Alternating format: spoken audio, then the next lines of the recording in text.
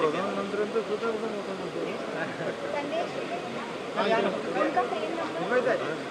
एक नंबर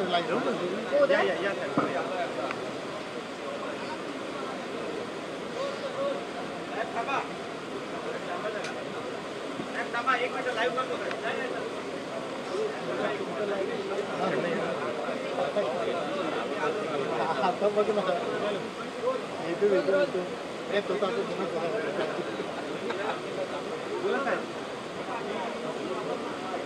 तुमच्या रेडिओ पण तुम्ही बाईट करू का? तर तुमचं काही मत असेल तर तुम्हाला काही मांडायचं असेल तर ते आधी मांडा, मग आम्ही प्रश्न विचारतो.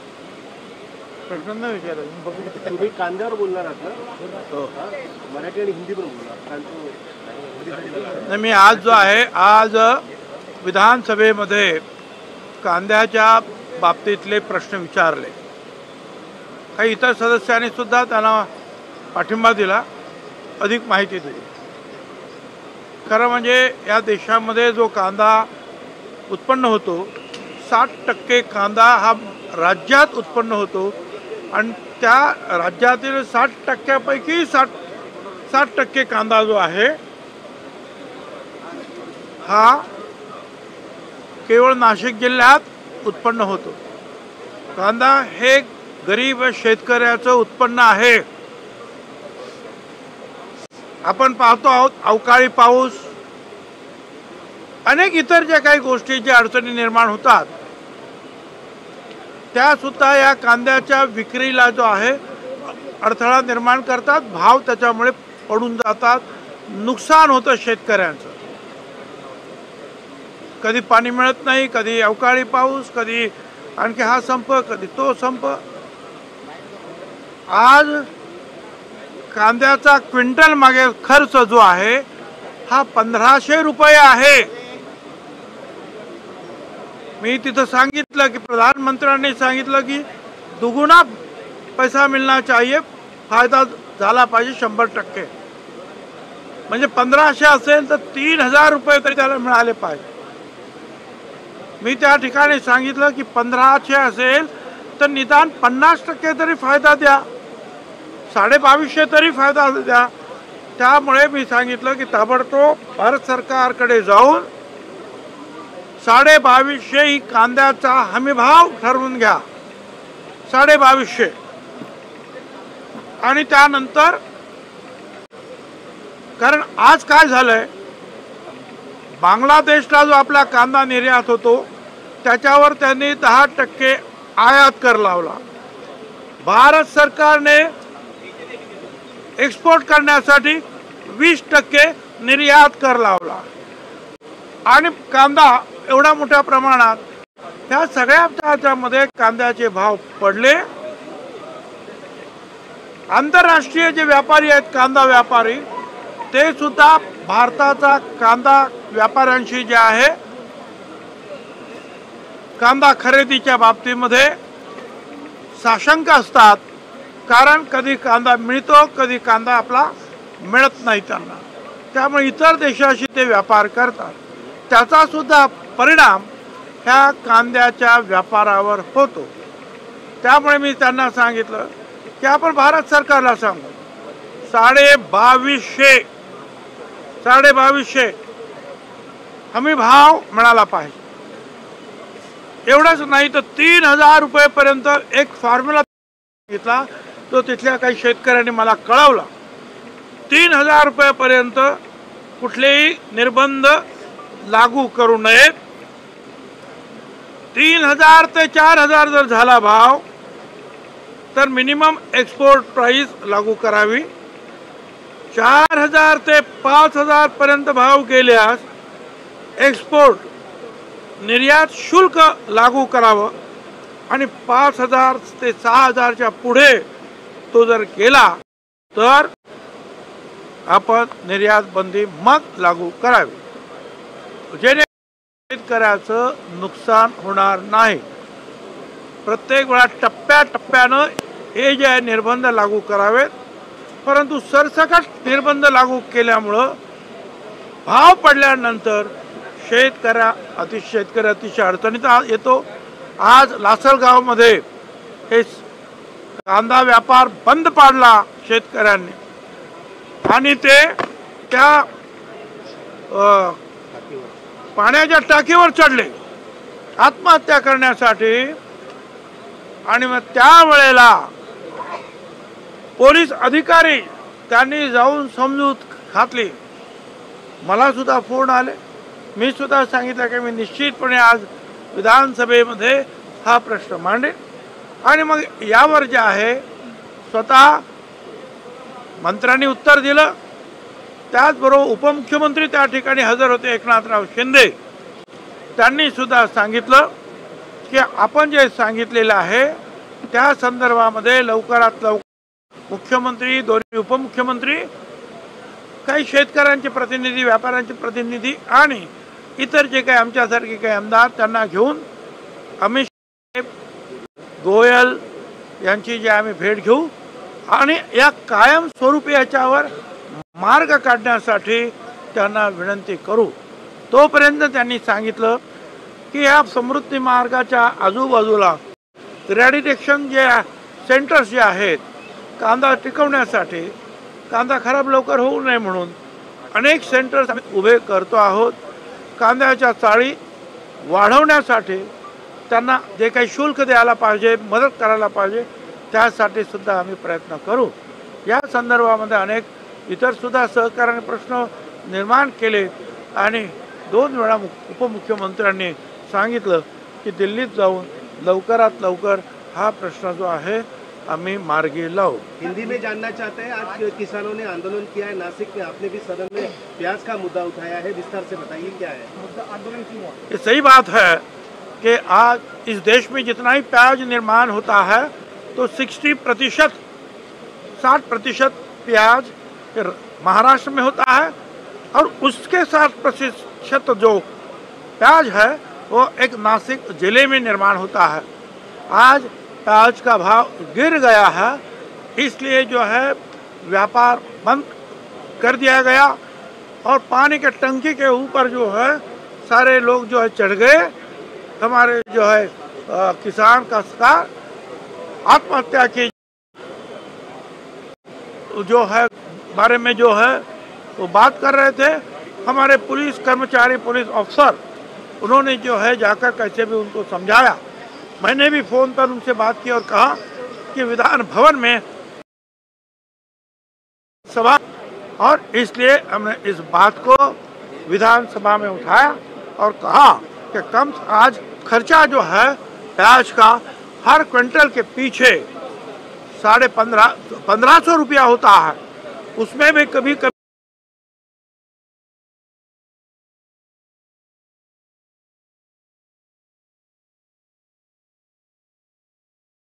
संकट जो है, ये जो गरीब किसानों का उत्पादन है प्याज, इसके ऊपर आते हैं. कम रुपया जो है क्विंटल का भाव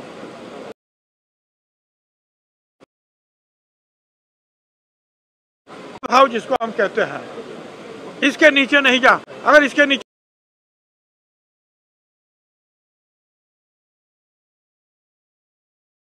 तो भारत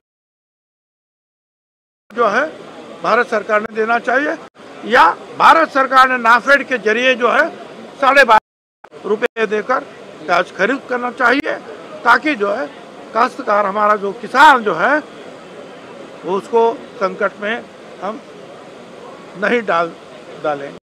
आपकी सरकार यहाँ पर है, 20% एक्सपोर्ट ड्यूटी वहाँ पर लग रही है किसानों को, किसान उसी बात को लेकर नाराज है, तो केंद्र में जाकर बात करेंगे आपकी सरकार के साथ आप? तो यही तो मैंने कहा कि वहाँ के मंत्री ने भी जवाब दिया, जो रावल है, और साथ 2 बार खड़े होकर उप मुख्यमंत्री एकनाथराव शिंदे, उन्होंने कहा कि सही बात है कि ये सारा मामला जो है केंद्र शासन से जुड़ा हुआ है.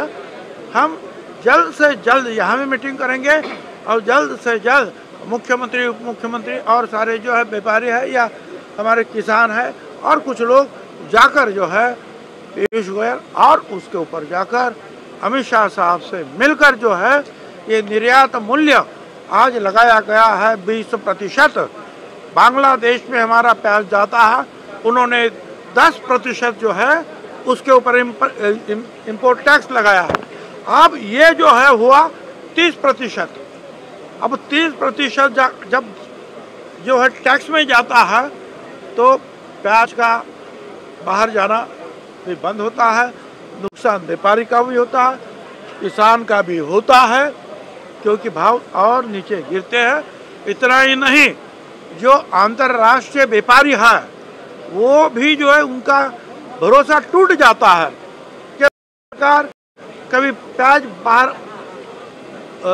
लाने के लिए टैक्स हटाता है, कभी टैक्स लगाता है। इसलिए उनको जो प्याज जो है वो जितना चाहिए हर दम नहीं मिल सकता है, वो दूसरे देशों के पास जाता है, वहाँ से प्याज खरीद करता है और इसलिए भी इस व्यापार के ऊपर परिणाम होता है। तो कायम स्वरूप हमेशा के लिए 2250 रुपया जो है, हम तो 100% भी नहीं मांग रहे हैं, 1500 रुपया खर्चा है क्विंटल का, आधा हमको ज़्यादा ऊपर से दे दो, फायदा 2250 रुपया हमको ये जो है फिक्स रेट होना चाहिए और सरकार ने जिम्मेदारी भारत सरकार ने उठानी चाहिए। तो उन्होंने कहा कि हम तुरंत जो है दिल्ली में जाकर बात करते हैं। उज्ज्वल साहब, एक सवाल आपसे ये जानना चाहूँगा उज्ज्वल साहब कि आज सामना संपादकीय में तो पहले ये लिखा गया कि चुनाव आयोग एक डाला है, वहीं दूसरी तरफ राहुल गांधी ने अभी संसद में वोटर लिस्ट पे सवाल खड़े किए हैं, विपक्ष वोटर लिस्ट पे सवाल। अरे भाई, यहाँ तो मैं प्याज में अटका हुआ है, प्याज से जो है आंखों में पानी आ रहा है, बिना काटे प्याज आंख में पानी लगाता है। अभी तुमने दूसरा जो पूछा है, हमको क्या पता है क्या हो रहा है। पण जर नाशिकचा एक प्रश्न आहे, नाशिकमध्ये येणारा कुंभमेळा जो आहे तो नाशिकमध्ये होणार आहे आणि त्यापूर्वी काल राज ठाकरे यांनी असं वक्तव्य केलेलं आहे की कुंभमेळ्यामुळे नद्या ज्या आहेत सगळ्या अस्वच्छ होतात, अशा नद्यांचं मी पाणीही पिणार नाही, अशा नद्यांचं इतकं मोठ्या प्रमाणावर प्रदूषण होतं। कुठेतरी एक त्यांनी टीका केलेली आहे कुंभमेळ्यावर आणि त्यामुळे राजकारण तापलेलं आहे। मुस्लिमांच्या कुठल्या याच्यावर कुणी टीका करत नाही आणि हिंदूंच्या मात्र सगळ्या सणांवर टीका केली जाते, असं नितेश राणे म्हणतात। राज ठाकरेंचं वक्तव्य आणि नितेश राणेंचं वक्तव्य यांच्यावर आपली काय प्रतिक्रिया? देखिए, राज ठाकरे साहेबांनी काय म्हटलं असेल किंवा नितेश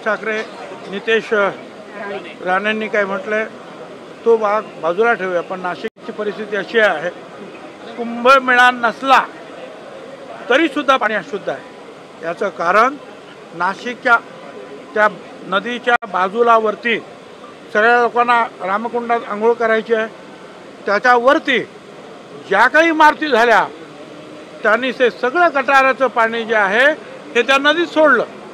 सकाळ संध्याकाळ प्रचंड घाण त्या मोठ्या मोठ्या पाईपांमधून त्या नदीत उतरते। मला सांगा, मी तर खूप वेळा मी स्वतः नावेतून जाऊन ते सगळं पाहिलं, अनेक वेळा बोललो। तिथले जे STP केंद्र असतात ते दिले चालवायला, अनेक वेळेला जे आहे ते STP बंदच असतात, असंच सोडून देतात। काही साधी गोष्ट आहे, जर इलेक्ट्रिकचं मीटर बघितलं की त्याच्यावर लक्षात येतं की याने STP केंद्र चालू केलं होतं की नाही, पण कारवाई होत नाही। त्याच्या पाठीमागे सुद्धा काही धिंड आहेत, आका विका काय म्हणतात ना आजकालच्या भाका असतील काय मला माहीत नाही, परंतु ही घाण एवढी येते आहे। आणि शेवटी मग मी स्वतः त्यांना सांगून जे नळातलं जे शुद्ध पाणी येतं घरामध्ये ती पाईपलाईन टाकून एक गोमुख तयार करून तिथे जे आहे ते पाणी सोडलं आणि सांगितलं हे पाणी जे आहे तुम्ही घरी घेऊन जा तीर्थ म्हणून, कारण ते नदीचं स्वच्छ केलेलं स्वच्छ असलेलं पाणी आहे। परंतु आज परिस्थिती अशी आहे की ह्या गोष्टी ज्या आहेत ही घाण बंद होणं ताबडतोब आवश्यक आहे। आणि माझं असं म्हणणं आहे की हे रामकुंड आणि तिथे सुद्धा कुठे आपल्या त्र्यंबकेश्वरला कुशावर्त आहे, छोटा कुंड आहे, हजारो लाखो लोक त्याच्यात आंघोळ करतात। ते पाणी सुद्धा सतत वाहतं राहिलं पाहिजे, कसं तरी ते शुद्ध होण्याची जी आहेत काही यंत्र निघालेली आहे, ती सगळी यंत्रणा तिथे राबवली पाहिजे, जेणेकरून ते पण पाणी शुद्ध राहील आणि हे गटार जे सुटलेले आहेत या नद्यांमध्ये आमच्या ते सुद्धा जे आहे ताबडतोब बंद केली पाहिजे. मला असं वाटतं नाशिकच्या कुंभमेळ्यातलं सगळ्यात मोठं आणि पुण्याचं काम हे राहणार आहे. पण मग तुम्ही काही सूचना कराल का? कारण त्या दृष्टीने केलेली आहे, सुरू झालेलं आहे. सूचना केलेल्या आहेत. त्याप्रमाणे मी आजच नाही, गेली 10-15 वर्ष त्याच्या विरुद्ध बोलतोय. धन्यवाद. मग राज ठाकरेंचं वक्तव्य तुम्हाला योग्य वाटतं? तो प्रश्न सांगितलं. धन्यवाद. कांदा प्रश्नीच असं आहे की आज अर्थसंकल्प सादर होणार आहे. अपेक्षा आहे काही शेतकऱ्यांना, कांदा उत्पादक शेतकऱ्यांना काही दिलासा मिळेल? मैंने जो है बजट नाही तयार किया. मी बजट तयार केलेलं नाही, त्याच्यामुळे माझ्यात काय लिहिलेलं आहे ते नाही मला माहिती. पण किमान तुम्ही काही मागण्या केल्या असतील, काही मागण्या केल्या होत्या किंवा त्यात काही अपेक्षा होईल वाटतंय तुम्हाला ते पूर्ण होतील? 1.5 तास थांबा, मग समजेल आपल्याला काय. Thank you sir.